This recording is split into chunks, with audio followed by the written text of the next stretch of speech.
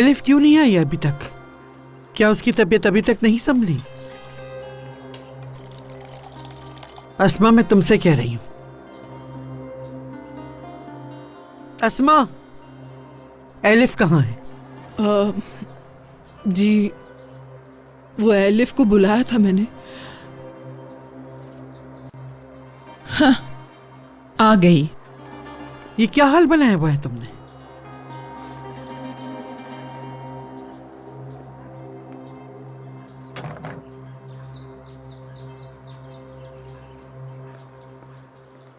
मैं अपने खानदान को साथ देखने के लिए बार बार दस्तरखान लगवाती हूँ, लेकिन यहाँ हर एक का अपना ही मूड है, हर कोई खुद में गुम। उस खिजर शादुलो के हमारे घर में गिरने से घर का शिराजा ही बिखर गया। तुम, अस्मा, सुल्ताना, अगर कोई तुम लोगों को देखे तो सोचे पता नहीं क्या हो गया है यहाँ। खुद को संभालो जरा तुम लोग। कैसे संभालो खुद को? हाँ बताइए अब दादी जान। यहाँ पे हर शख्स सिर्फ और सिर्फ आग की वजह से परेशान है। संभालना तो दूर की बात, हम तो अपने कमरे में सुकून से बैठ भी नहीं सकते। मैं अच्छी तरह जानती हूँ आप हम सब लोगों को अपनी उंगलियों पे नचाना चाहती हैं।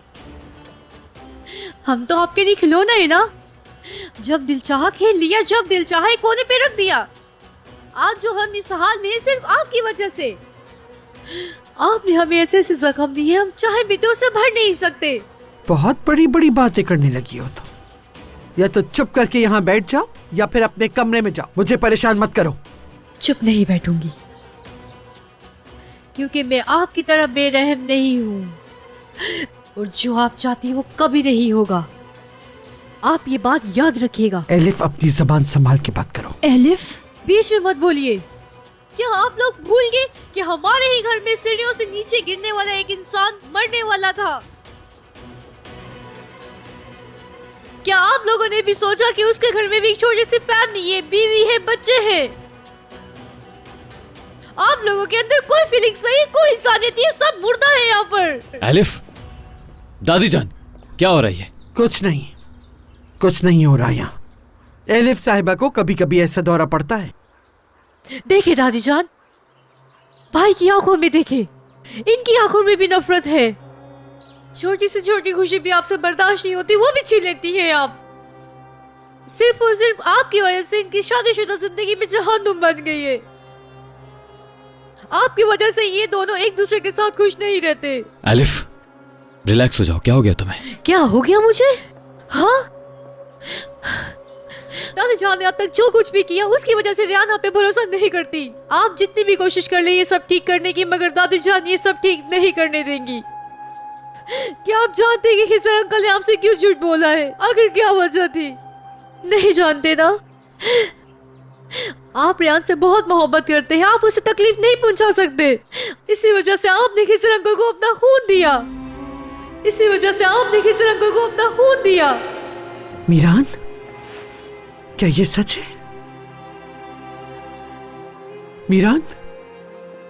हाँ, दिया मैंने, क्योंकि ये बात मैं हरगिज बर्दाश्त नहीं कर सकता था कि उसकी मौत का इल्जाम मेरे सर पर लगाया जाए। क्या करता मैं? किसी शादुलो की मौत हो जाती तो अपनी मोहब्बत को साथ मरते देखता क्या मैं? मजबूर था। तुम मेरे सामने खड़े हुए और मुझ पे गुस्सा किया जैसे कि तुम इस बारे में कुछ जानते ही नहीं हो। जिस इंसान को मारने की कसम उठाई थी तुमने, अब उसकी जान बचा रहे हो? हाँ? असल बात क्या है आखिर जो तुम मुझसे छुपा रहे हो मीरान? बताओ मीरान। आप भाई को ऐसे कैसे बोल सकती हैं जबकि आप खुद भी ऐसा करती है दादी जान? तुम ये क्या बातें कर रही हो? शायद आप भूल गई हैं, मैंने अपनी आंखों से देखा है। उस रात आंटी को 3 लोगों ने पकड़ा हुआ था और दादी जान इनके सामने खड़ी हुई थी और इन्हें धमकी दे रही थी। अम्मी। एलिफ, ये क्या कह रही हो तुम? दादी जान। भाई मैं बिल्कुल सच कह रही हूँ आपसे, ये सब कुछ मैंने अपनी आंखों से देखा है। दादी जान ने बिल्कुल ऐसा ही किया है भाई। अगर दोबारा अपना मुंह खोला तो तुम्हें पता है तुम्हारे साथ क्या होगा। इसलिए तुम अपना मुंह और अपना दरवाजा बंद रखना। अम्मी, आप चुप क्यों हैं? ये सच है क्या? क्या आपके साथ दादी जान ने ऐसा किया है? दादी जान। नहीं एलिफ, ऐसी कोई बात नहीं। मुझे लगता है तुमने कोई ख्वाब देखा है। क्या आंटी, ये क्या कह रही हैं आप? मैंने खुद अपनी आंखों से देखा था, इनको 3 लोगों ने पकड़ा हुआ था। दादी जान इनको धमकियां दे रही थी। सच कह रही हूँ भाईजान, मैं झूठ नहीं कह रही। कहा ना अलिफ, ऐसी कोई बात नहीं है। मैं कल रात जल्दी सो गई थी, काफी थकी हुई थी। आप क्यों झूठ बोल रही हैं? अगर आप दादी जान की वजह से झूठ बोल रही है तो आपको झूठ बोलने की जरूरत नहीं है। आप सच क्यों नहीं बता देती? भाई मेरी बात पे यकीन करें, मैं जो कुछ भी कह रही हूँ वो सब सच है। आंटी दादी जान की वजह से सच नहीं कह पा रही।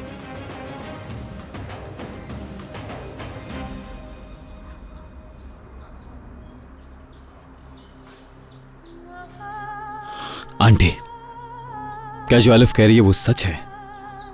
नहीं मीरान, मैं तुमसे झूठ क्यों बोलूंगी? ऐसी कोई बात नहीं। हो सकता है कि ये सही कह रही हो, किसी और को देखा हो, लेकिन मैं नहीं थी। तुम जानती हो कि मेरी कल तुमसे जब बात हुई थी उसके बाद मेरी तबीयत खराब हो गई थी, इसलिए मैं जल्दी सो गई। अस्मा, एलिफ को उसके कमरे में ले जाओ अब तुम, और जब तक सोना चाहे वहां से हिलना नहीं। चलो आराम करो तुम जाकर।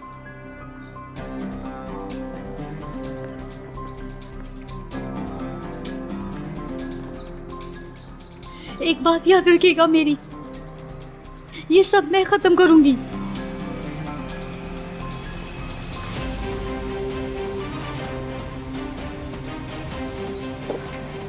अम्मी,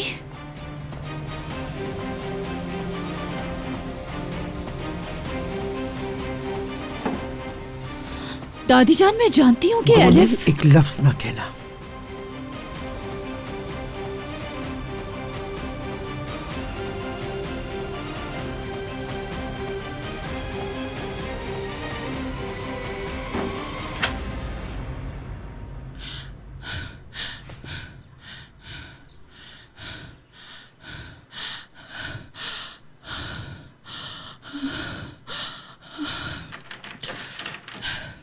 अम्मी,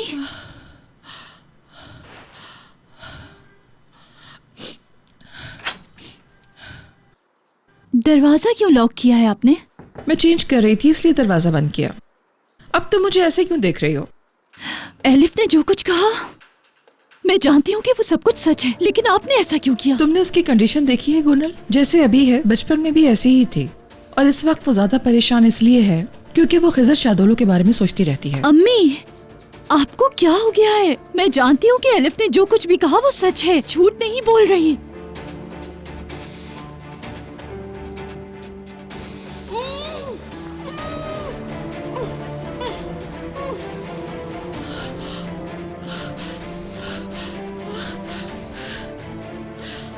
आप ऐसा कैसे कर सकती हैं? कैसे? मैं अभी जाकर मीरान को बताती हूँ कि एलिफ ने बिल्कुल सच कहा है। तुम ऐसा नहीं करोगी। अम्मी, मुझे समझ नहीं आ रहा है कि आप ऐसा क्यों कर रही हैं। कहा ना तुम ऐसा नहीं करोगी, कहीं नहीं जाओगी। अम्मी, खुदा के लिए मुझे बताइए, वरना मैं पागल हो जाऊंगी। आप क्यों चुप हैं? डर गई थी गोनल, मैं डर गई थी।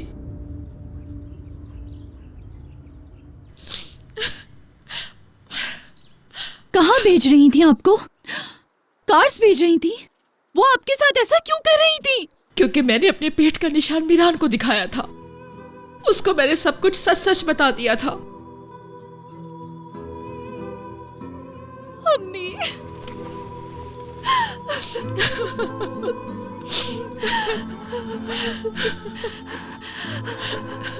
मैं अब खामोश नहीं रहूंगी।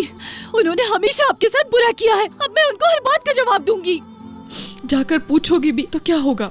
हाँ, जो कुछ हो गया है तुम उसे भूल जाओ, क्योंकि हम अजीजा का कुछ नहीं बिगाड़ सकते। ये अब क्या कह रही है? कैसे ही खामोश रहेंगे? अगर उसने मेरे जख्मों पर नमक छिड़का है तो सांसें तो मैं भी उसे नहीं लेने दूंगी, ये याद रखना। उसने जैसे मुझ पर हमला किया, बदला तो मैं भी लूंगी। अब तुम देखना मैं उसके साथ क्या करती हूँ, उसका जीना हराम कर दूंगी। क्या करेंगी आप? वक्त आने पर तुम्हें सब कुछ पता चल जाएगा, लेकिन मेरी बात याद रखना, मेरे मामले में तुम कुछ नहीं करोगी। जो कुछ करूंगी मैं खुद करूंगी।